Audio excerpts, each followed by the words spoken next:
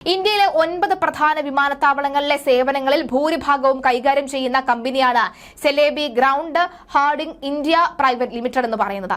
പഹൽഗാം ഭീകരാക്രമണത്തിന് ശേഷവും പാകിസ്ഥാനെ പിന്തുണച്ച അപൂർവ രാജ്യങ്ങളിൽ ഒന്നായിരുന്നു തുർക്കി. ഇന്ത്യ നടത്തിയ ആക്രമണത്തിനിടെ പാകിസ്ഥാനെ തുർക്കി പിന്തുണയ്ക്കുകയും ചെയ്തിരുന്നു. മെയ് 8 രാത്രി ഇന്ത്യക്ക് നേരെ പാകിസ്ഥാൻ പ്രയോഗിച്ച ഡ്രോണുകളിൽ ഭൂരിഭാഗവും തുർക്കി നിർമ്മിതമാണ് എന്ന് കണ്ടെത്തിയിരുന്നു. ഓപ്പറേഷൻ സിന്ദൂർ ആരംഭിക്കുന്നതിന് മുൻപ് തുർക്കിയുടെ യുദ്ധക്കപ്പൽ കറാച്ചിയിൽ എത്തിയിരുന്നു. പിന്നാലെ തുർക്കി വ്യോമസേനയുടെ C-130 വിമാനവും കറാച്ചിയിൽ ഇറങ്ങി. ഇതെല്ലാം ഇന്ത്യയെ ഭയപ്പെടുത്താനായിരുന്നു എന്ന കാര്യത്തിൽ സംശയം വേണ്ട. ഇതിനിടയിലാണ് പുതിയ നീക്കവുമായി ഇന്ത്യ എത്തുന്നത്. നയതന്ത്ര തലത്തിൽ തുർക്കിയുമായുള്ള സൗഹൃദം ഇന്ത്യ കുറയ്ക്കും. തുർക്കിയിലെ സെലീബി ഏവിയേഷൻസ് കീഴിൽ 2 സ്ഥാപനങ്ങളാണ് ഇന്ത്യയിൽ പ്രവർത്തിക്കുന്നത്. ഗ്രൗണ്ട് ഹാർഡിംഗ് പ്രവർത്തനങ്ങൾ കൈകാര്യം ചെയ്യാൻ സെലീബി എയർപോർട്ട് സർവീസസ് ഇന്ത്യയും ഡൽഹി രാജ്യാന്തര വിമാനത്താവളത്തിലെ കാർഗോ സേവനങ്ങൾക്ക് മേൽനോട്ടം വഹിക്കാൻ സെലീബി ഡൽഹി കാർഗോ ടെർമിനൽ മാനേജ്മെന്റ് ഇന്ത്യയും സുരക്ഷാ അനുമതി റദ്ദാക്കിയതോടുകൂടിയാണ് ഈ 2 കമ്പനികളുടെയും ഇന്ത്യയിലെ പ്രവർത്തനം നിശ്ചലമാകുന്നത്. കൊച്ചി വിമാനത്താവളത്തിൽ അടക്കം ഇവർ പ്രവർത്തിച്ചിരുന്നു. ഇതെല്ലാം ഇനി നടക്കാതെ വരും. പാകിസ്ഥാൻ തുർക്കി നൽകുന്ന പിന്തുണയ്ക്ക് എതിരെ വൻ പ്രതിഷേധമാണ് ഇന്ത്യയിൽ ഉയരുന്നത്. തുർക്കിയുടെ ഉൽപ്പന്നങ്ങൾ ഉൾപ്പെടെ ബഹിഷ്കരിക്കണമെന്നാണ് സമൂഹ മാധ്യമങ്ങളിൽ ആവശ്യം ഉയരുന്നത്. ഇന്ത്യൻ വിനോദസഞ്ചാരികൾ തുർക്കി യാത്രക്കാർ റദ്ദാക്കുന്നതിന്റെ ചിത്രങ്ങളും സമൂഹ മാധ്യമങ്ങളിൽ വൈറലാകുന്നുണ്ട്. JNU ഉൾപ്പെടെയുള്ള ഇന്ത്യയിലെ നിരവധി സർവകലാശാലകൾ തുർക്കിയിലെ വിദ്യാഭ്യാസ സ്ഥാപനങ്ങളുമായുള്ള പരിപാടികളും റദ്ദാക്കി. പല യാത്രാ വെബ്സൈറ്റുകളും തുർക്കി ടൂറിസം പരിപാടി റദ്ദാക്കിയതായി റിപ്പോർട്ടിൽ പറയുന്നു. ഇന്ത്യയോട് തുർക്കിക്ക് ഉള്ളിലൊരു പകയുണ്ട്. അർമീനിയയെ പിന്തുണയ്ക്കുന്നതിന്റെ ദേഷ്യം കൂടിയാണ്. ഇതുകൊണ്ടാണ് പാകിസ്ഥാനെ അവർ ആയുധം നൽകി സഹായിക്കുന്നത്. എന്നാൽ ഇതിന് പകരം എന്നോണം അർമീനിയയ്ക്ക് കൂടുതൽ യുദ്ധ ഉപകരണങ്ങൾ ഉടൻ കൈമാറാനാണ് ഇന്ത്യയുടെ നീക്കം. ആകാശ് 1S മിസൈലിന്റെ 2ാം ബാച്ച് ഇന്ത്യയിൽ നിന്നും ഉടൻ അർമീനിയയിൽ എത്തുമെന്നാണ് റിപ്പോർട്ട്. അമേരിക്കൻ പ്രസിഡന്റ് ട്രംപിനെ അനുകൂലിക്കുന്നവരുടെ എക്സ് ഹാൻഡിലുകളാണ് ഇത്തരമൊരു വാർത്ത പുറം ലോകത്തിന് നൽകിയിരിക്കുന്നത്. India is ready to ship second batch of Akash 1 എന്ന മിസൈൽ സിസ്റ്റം ടു അർമീനിയ എന്നാണ് ആ പോസ്റ്റിൽ പറയുന്നത്. അർമീനിയയും തുർക്കിയുടെ ആയുധ കരുത്ത് ഭീഷണിപ്പെടുത്തുന്നു എന്ന ഒന്ന് തന്നെയാണ്. ഈ തുർക്കി പ്രതിരോധ മികവാണ് ഇന്ത്യ അതിർത്തിയിൽ തകർന്നു വീണത്. അതിന്റെ പ്രധാന കാരണമായി മാറിയത് റഷ്യൻ സംവിധാനങ്ങൾക്കൊപ്പം ആകാശും ആയിരുന്നു. ഇതേ ആകാശിന്റെ കരുത്താണ് തുർക്കിക്ക് കൂടുതലായി കിട്ടാൻ പോകുന്നത്. ഇന്ത്യയുടെ വ്യോമ പ്രതിരോധം അതിശക്തമാണ് എന്ന വസ്തുത ഓപ്പറേഷൻ സിന്ദൂറും തുടർന്ന് ഓപ്പറേഷനുകളും വ്യക്തമാക്കിയിട്ടുണ്ട്. അർമീനിയ അടക്കമുള്ള പല രാജ്യങ്ങളും കൂടുതൽ ആയുധങ്ങൾ ഇന്ത്യയിൽ നിന്നും വാങ്ങാൻ സാധ്യതയുണ്ട് എന്ന സൂചനകൾ വരുന്നുണ്ട്. പല കാര്യങ്ങളിൽ സമാധാനങ്ങളുള്ള 2 അയൽ രാജ്യങ്ങളാണ് ഈ അസർബൈജാനും അർമീനിയയും. ഇരു രാജ്യങ്ങൾക്കും തൊട്ടടുത്തുള്ള ജോർജിയയും ഇറാനും തുർക്കിയും ഇതിനു പുറമെ റഷ്യയുമായും അതിർത്തി പങ്കിടുന്നുണ്ട് അസർബൈജാൻ. പടിഞ്ഞാറ് ഈ കാസ്ലിയൻ കടൽ 95% ക്രിസ്ത്യൻ മതത്തിൽ വിശ്വസിക്കുന്നവരുള്ള അർമേനിയയിൽ 30 ലക്ഷമാണ് ജനസംഖ്യ. അസർബൈജാനിൽ 1 കോടിയാണ് ജനസംഖ്യ. അതിൽ 99% മുസ്ലിങ്ങളാണ്. മുൻ സോവിയറ്റ് രാജ്യങ്ങൾ തമ്മിലുള്ള സംഘർഷത്തിൽ റഷ്യയ്ക്ക് റോളുണ്ട്, താല്പര്യവുമുണ്ട്, തുർക്കിക്കുമുണ്ട്. രാഷ്ട്രീയവും സാമ്പത്തികവുമായ താല്പര്യം.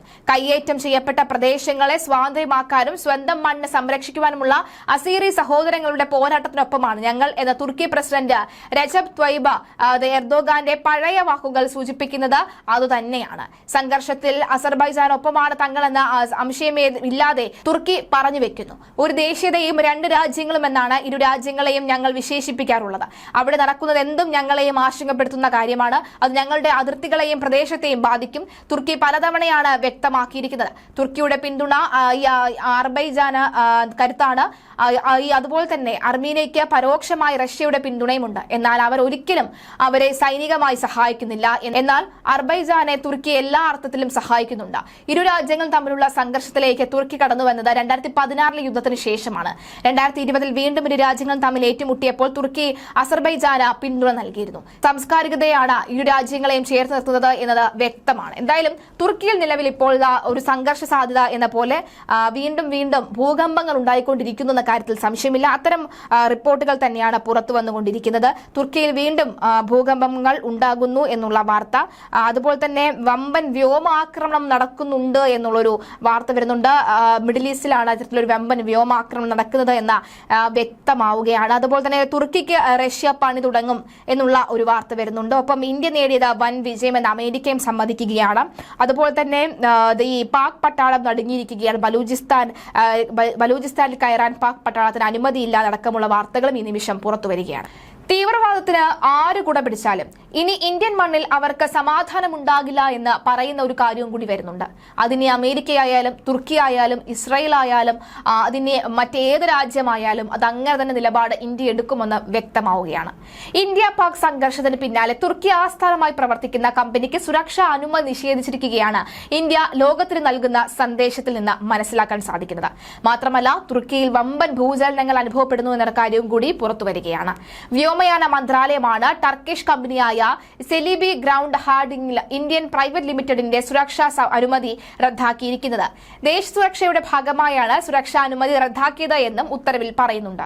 ഓപ്പറേഷൻ സിന്ദൂറിന് ശേഷം ഒരു തുർക്കി കമ്പനിക്കെതിരെ ഇന്ത്യ നടത്തുന്ന ആദ്യ പരസ്യ നീക്കം കൂടിയാണ് ഇത്. നിർണായക തീരുമാനമാണ് ഇന്ത്യ ഇക്കാര്യത്തിൽ എടുത്തിരിക്കുന്നത്.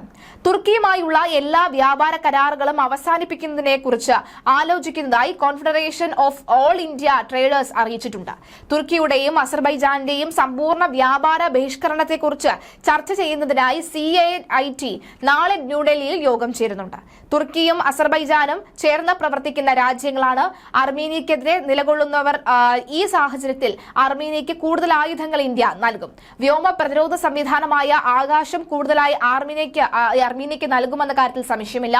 ഇനിയൊപ്പം ഈ ബ്രഹ്മോസും നൽകിയേക്കുമെന്ന സൂചനകളും വരുന്നുണ്ട്. ഇതിലൂടെ തുർക്കിയെ ഇന്ത്യ പാഠം പഠിപ്പിക്കുമെന്ന കാര്യത്തിൽ സംശയം വേണ്ട. ഇന്ത്യയിലെ 9 പ്രധാന വിമാനത്താവളങ്ങളിലെ സേവനങ്ങളിൽ ഭൂരിഭാഗവും കൈകാര്യം ചെയ്യുന്ന കമ്പനിയാണ് Celebi ground handling India private limited എന്ന് പറയുന്നത്. പഹൽഗാം ഭീകരാക്രമണത്തിന് ശേഷവും പാകിസ്ഥാനെ പിന്തുണച്ച അപൂർവ രാജ്യങ്ങളിൽ ഒന്നായിരുന്നു തുർക്കി. ഇന്ത്യ നടത്തിയ ആക്രമണത്തിനിടെ പാകിസ്ഥാനെ തുർക്കി പിന്തുണയ്ക്കുകയും ചെയ്തിരുന്നു. മെയ് 8 രാത്രി ഇന്ത്യക്ക് നേരെ പാകിസ്ഥാൻ പ്രയോഗിച്ച ഡ്രോണുകളിൽ ഭൂരിഭാഗവും തുർക്കി നിർമ്മിതമാണ് എന്ന് കണ്ടെത്തിയിരുന്നു. ഓപ്പറേഷൻ സിന്ദൂർ ആരംഭിക്കുന്നതിന് മുൻപ് തുർക്കിയുടെ യുദ്ധക്കപ്പൽ കറാച്ചിയിൽ എത്തിയിരുന്നു.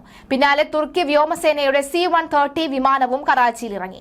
ഇതെല്ലാം ഇന്ത്യയെ ഭയപ്പെടുത്താനായിരുന്നു എന്ന കാര്യത്തിൽ സംശയം വേണ്ട. ഇതിനിടയിലാണ് പുതിയ നീക്കവുമായി ഇന്ത്യ എത്തുന്നത്. നയതന്ത്ര തലത്തിൽ തുർക്കിയുമായുള്ള സൗഹൃദം ഇന്ത്യ കുറയ്ക്കും. തുർക്കിയിലെ സെലീബി ഏവിയേഷൻസ് കീഴിൽ 2 സ്ഥാപനങ്ങളാണ് ഇന്ത്യയിൽ പ്രവർത്തിക്കുന്നത്. ഗ്രൗണ്ട് ഹാർഡിംഗ് പ്രവർത്തനങ്ങൾ കൈകാര്യം ചെയ്യാൻ സെലീബി എയർപോർട്ട് സർവീസസ് ഇന്ത്യയും ഡൽഹി രാജ്യാന്തര വിമാനത്താവളത്തിലെ കാർഗോ സേവനങ്ങൾക്ക് മേൽനോട്ടം വഹിക്കാൻ സെലീബി ഡൽഹി കാർഗോ ടെർമിനൽ മാനേജ്മെന്റ് ഇന്ത്യയും സുരക്ഷാ അനുമതി റദ്ദാക്കിയതോടുകൂടിയാണ് ഈ 2 കമ്പനികളുടെയും ഇന്ത്യയിലെ പ്രവർത്തനം നിശ്ചലമാകുന്നത്. കൊച്ചി വിമാനത്താവളത്തിൽ അടക്കം ഇവർ പ്രവർത്തിച്ചിരുന്നു. ഇതെല്ലാം ഇനി നടക്കാതെ വരും. പാകിസ്ഥാൻ തുർക്കി നൽകുന്ന പിന്തുണയ്ക്ക് എതിരെ വൻ പ്രതിഷേധമാണ് ഇന്ത്യയിൽ ഉയരുന്നത്. തുർക്കിയുടെ ഉൽപ്പന്നങ്ങൾ ഉൾപ്പെടെ ബഹിഷ്കരിക്കണമെന്നാണ് സമൂഹ മാധ്യമങ്ങളിൽ ആവശ്യം ഉയരുന്നത്. ഇന്ത്യൻ വിനോദസഞ്ചാരികൾ തുർക്കി യാത്രക്കാർ റദ്ദാക്കുന്നതിന്റെ ചിത്രങ്ങളും സമൂഹ മാധ്യമങ്ങളിൽ വൈറലാകുന്നുണ്ട്. JNU ഉൾപ്പെടെയുള്ള ഇന്ത്യയിലെ നിരവധി സർവകലാശാലകൾ തുർക്കിയിലെ വിദ്യാഭ്യാസ സ്ഥാപനങ്ങളുമായുള്ള പരിപാടികളും റദ്ദാക്കി. പല യാത്രാ വെബ്സൈറ്റുകളും തുർക്കി ടൂറിസം പരിപാടി റദ്ദാക്കിയതായി റിപ്പോർട്ടിൽ പറയുന്നു. ഇന്ത്യയോട് തുർക്കിക്ക് ഉള്ളിലൊരു പകയുണ്ട്.